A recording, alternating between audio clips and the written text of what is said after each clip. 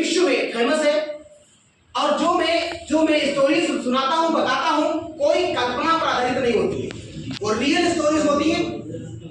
मुझे कम से कम 200 से अधिक स्टोरीज ऐसी आती हैं जो सभी रियलिटी पर आधारित है, सब रियलिटी पर आधारित है। तो एक ऐसे व्यक्ति की कहानी सुनाता हूँ। वो एक व्यक्ति थे और अपने गांव में रहा करते थे, अपने परिवार बच्चे के साथ रहा करते थे। और एक दिन क्या हुआ कि उनकी पत्नी को चोट लग जाती है, और चोट लग जाती है, उनका ब्लड बहने लगता है, ब्लड बहने लगता है। वो उनको देखे नहीं गया और उन्होंने कहा क्या करें।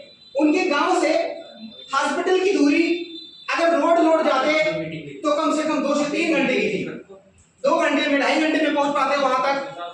उनके गांव से हॉस्पिटल की दूरी के बीच में एक पहाड़ था, और उस पहाड़ पर उन्होंने दिमाग लगाया कि अगर मैं इनको गोद में उठाऊं और गोद में उठा करके इस पहाड़ के अंदर अगर ऐसे ले जाऊं तो मुझे 1 घंटा लग सकता है, इससे अधिक नहीं लगेगा, तो मैं इससे जल्दी पहुंचा दूंगा।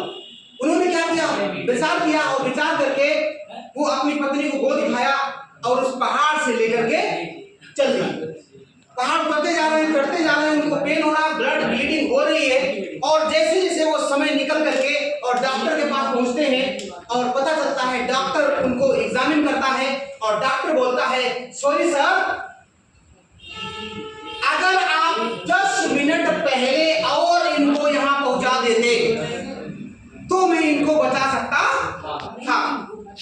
अब मेरे बस की बात नहीं रह गई, इनकी डेथ हो चुकी है, मेरे बस में कुछ नहीं बचा। सॉरी सर, इनका ब्लड बहुत बह चुका है, मैं कुछ नहीं कर सकता इनके लिए। अच्छा, रोने लगे और सर पे हाथ रखा और कहने लगे कि अब मेरी पत्नी के मृत्यु का कारण क्या है, कौन इसके लिए दोषी है। विचार किया कि वो रोड 2-3 घंटे का समय लेता, कि वो पहाड़ अगर मेरे गांव और उस अस्पताल के बीच वो पहाड़ नहीं होता तो मैं अपनी पत्नी को आध घंटे में ही उधर पहुंचा देता, तो शायद मेरी पत्नी मेरे बच्चों की मां बच जाती। तो क्या हुआ कि जो है वो विचार करते रहे और विचार करते रहे, और घर पे आए, पत्नी का संस्कार किया, और संस्कार करने के बाद उन्होंने और विचार किया कि मेरे साथ जो घटना हुई, पिताजी सो रहे, नहीं सो रहे, सोइए, थोड़ा सा पानी पी लीजिए, पानी उधर पी लीजिए। तो मैंने सोचा कि विचार किया और कहने लगे, मेरे साथ जो हुआ वो मैं चाहता हूं, मैं अपने दिमाग से पूछ रहे हो, जो मेरे साथ हुआ वो अन्य के साथ में ना हो, इसके लिए क्या करेंगे। इसके लिए उन्होंने विचार किया, और विचार करके उन्होंने छेनी और हथौड़ी पकड़ी, और छेनी और हथौड़ी पकड़ करके अब उस पहाड़ को काटना शुरू किया। क्या करना शुरू किया, उस पहाड़ को काटना शुरू किया। उस पहाड़ को काटते गए, पहले वर्ष लगा, 1 वर्ष लगातार काटा।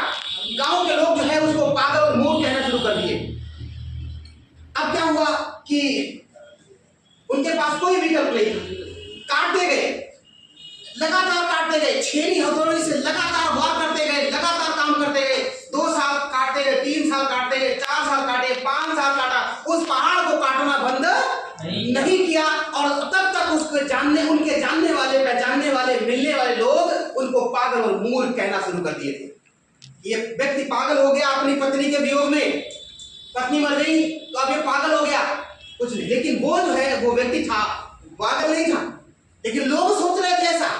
वो लगातार काटता रहा, 15 साल हो गए, उस पहाड़ को काटने में लगा हुआ, छेनी हथौड़े से लगातार काट रहा, आगे बढ़ता गया। उसको लोग पागल कहना बंद नहीं किए थे, और लगातार उसको पागल कहते रहे। वो अपना काम करता रहा, वो अपना काम लगातार करता रहा। आगे समय बढ़ा, आगे समय आता 20 साल हो गए, उस पहाड़ को लगातार छेनी हथौड़ी से काट रहा था। उसने उस पहाड़ को काटना बंद नहीं किया। उसका एक मकसद बन चुका था, क्या, कि जो मेरे साथ घटना हुआ वो दूसरे के साथ ना हो। इसलिए वो लगातार काटता गया, और 22 साल लगातार लगाए, और 22वें साल उस पहाड़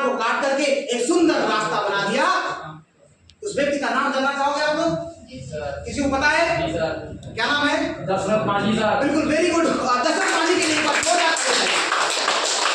और वो आपके बिहार बगल का, आपका बिहार के रहने वाले, और वो व्यक्ति जो है उस दशरथ माझी ने आपके विश्व में इतिहास रच दिया। उस पहाड़ को काट करके आज जाइए, दशरथ माझी नाम का द्वार, उस रोड का नाम रख दिया गया। अब वो विश्व फेमस है सर, आप लोगों को पता होना चाहिए। मीन्स इसलिए कि वो घटना जो है कि मेरे साथ जो हुई वो अन्यों के साथ ना हो, इसलिए वो हथौड़ी और छेनी से 22 साल में उस पहाड़ को काट करके रास्ता सुंदर बना दिया। मीन्स अगर वो व्यक्ति अगर पहाड़ को काट सकता है तो क्या इसमें सीपी बनना साला कोई बड़ी चीज है?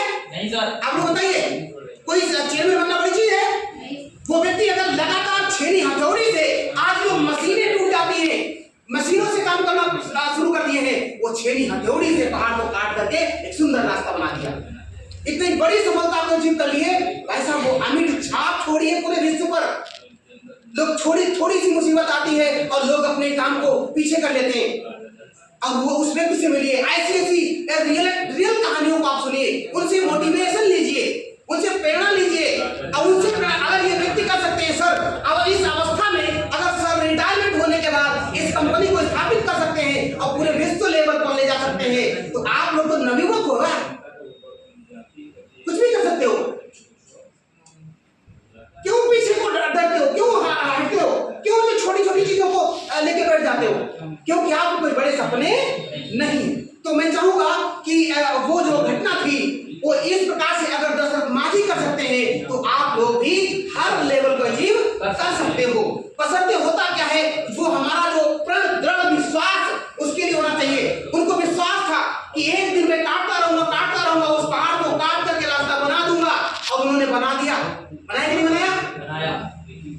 तो मीन्स इस प्रकार से। और आप बताइए, क्या यहाँ पर एक 5% लेवल से काम करते हुए हम 5 से 7 साल लगा देंगे और 7 साल में सीपी बन जाओगे, और 7 साल में सीपी बन जाओगे, मिनिमम अर्निंग 5 से 10 लाख उठा लोगे। तो भैया 5 से 10 लाख उठाने के लिए आप सोचिए कौन सा काम करोगे, 5 से 10 लाख रुपया उठाओगे 7 साल में।